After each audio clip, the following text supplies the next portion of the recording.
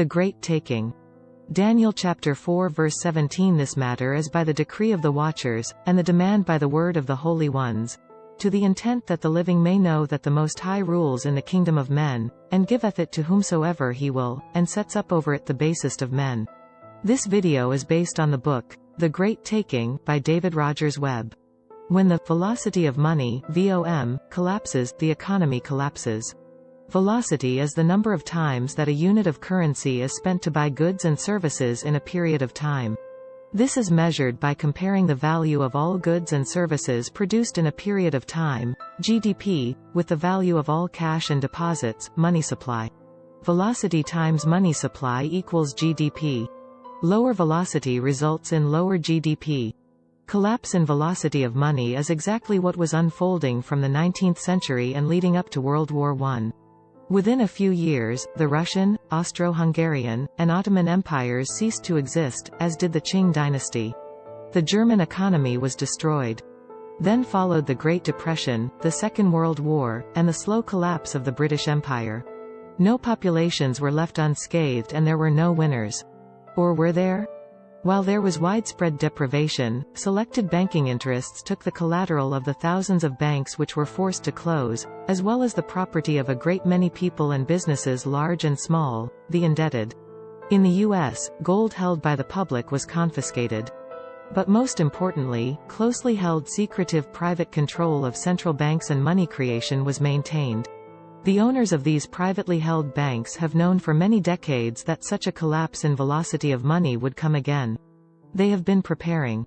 For them, it is an absolute imperative to remain in control through the collapse and Great Reset, otherwise, they risk being discovered, investigated and prosecuted.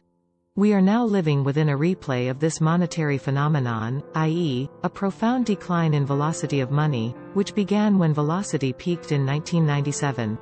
This was coincident with onset of a major global financial crisis, known as the Asian financial crisis, and it was followed within a few years by the dot-com bubble and bust.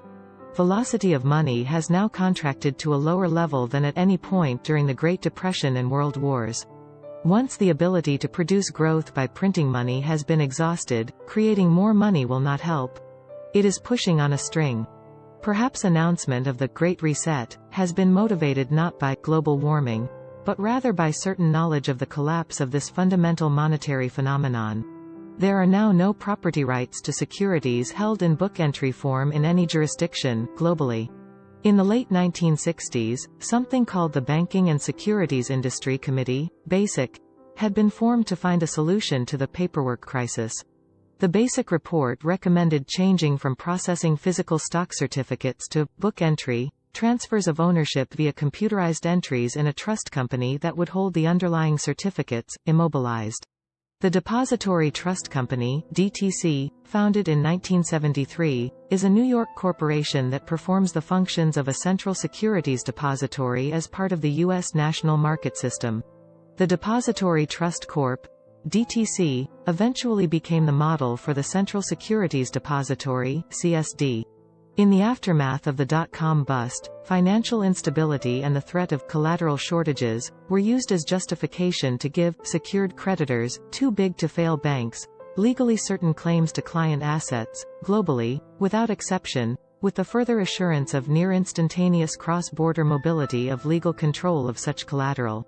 The customer has ownership in the book entry system of the national CSD, while the collateral is held in pooled form at the International Central Security Depository, ICSD, level. Central Securities Depository Regulation, CSDR, provides for links between Central Security Depositories, CSDs.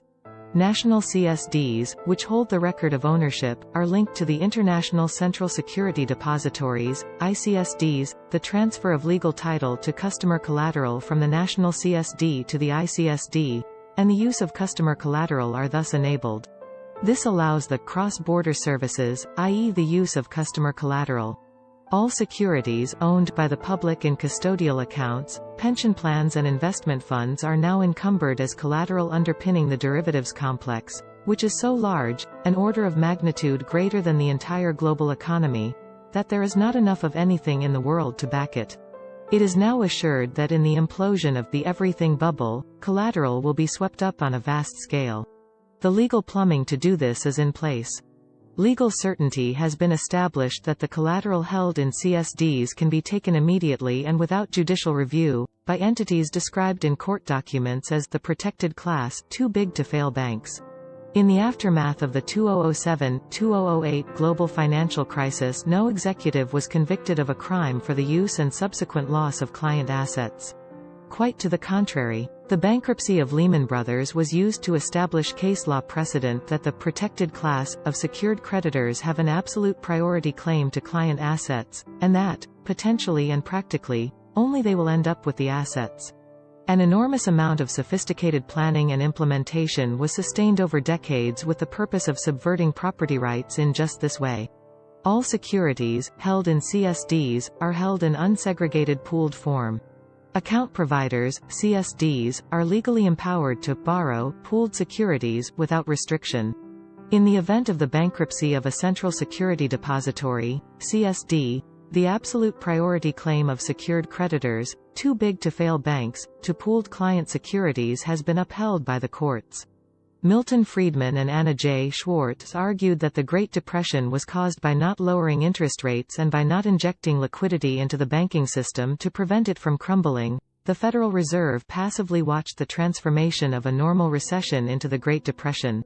The Federal Reserve allowed some large public bank failures, particularly that of the New York Bank of United States, in December 1930, which produced panic and widespread runs on local banks, and the Federal Reserve sat idly by while banks collapsed.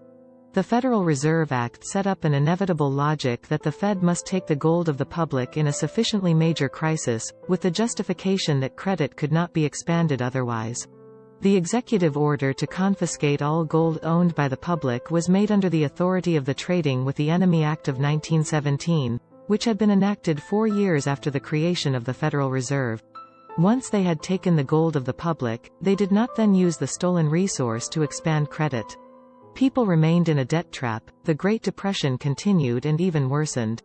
This is exactly what is now set up to happen with all securities owned by the public, globally. Perhaps gold will not be confiscated immediately the next time around. Gold has not been targeted as the essential collateral backing as was the case under the Federal Reserve Act. In this go-round, it is securities of all kinds, globally, which have been set up as the collateral backing underpinning the derivatives complex. It is quite possible that the big banks have suppressed the price of gold by selling paper, gold in subsidiaries, which will be allowed to fail, while accumulating physical gold in subsidiaries, which are designed to survive. This, however, does not assure that you, as a member of the Great Unwashed, will be allowed to keep your gold. Holders of cash in banks are unsecured creditors with no enforceable claim to their money. Some people may think they will hide from this by keeping their money with the too-big-to-fail banks. Perhaps it will seem that they have succeeded in this through the early stages of the banking crisis. However, this regime shift is designed to be all-encompassing. Ordinarily, the deposit-taking subsidiaries should be quite secure.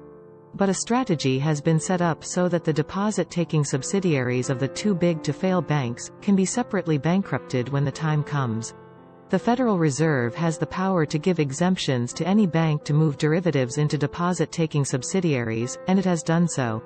It has been tested, and on a large scale. If the old money system somehow collapses, new money will be provided by the central banks in the form of central bank digital currency, CBDC, the new and improved control system. Imagine. It is chaos.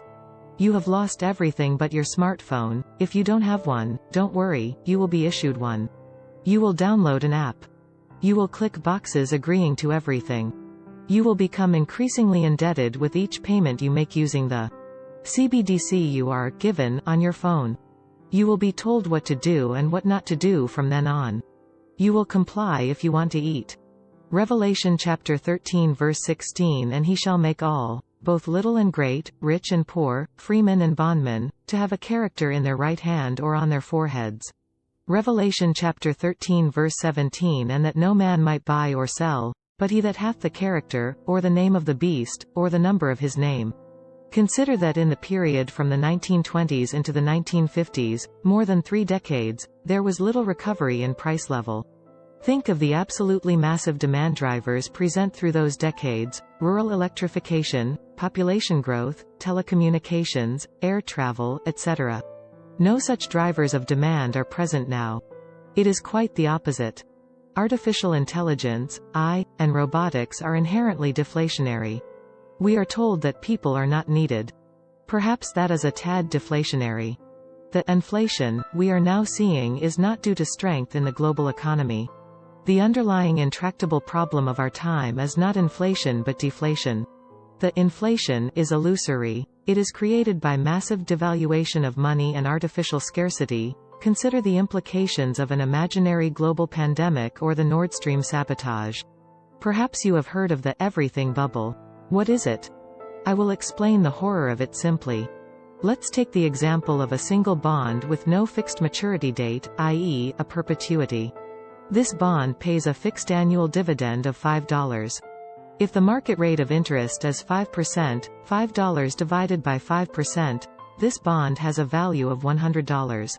If the Fed lowers interest rates such that the market rate of interest for this bond is now 1%, what happens to the value of the perpetuity? The fixed dividend of $5 remains unchanged. As 5 is 1% of 500, $5 divided by 1%, the value of the perpetuity goes up 5-fold to $500.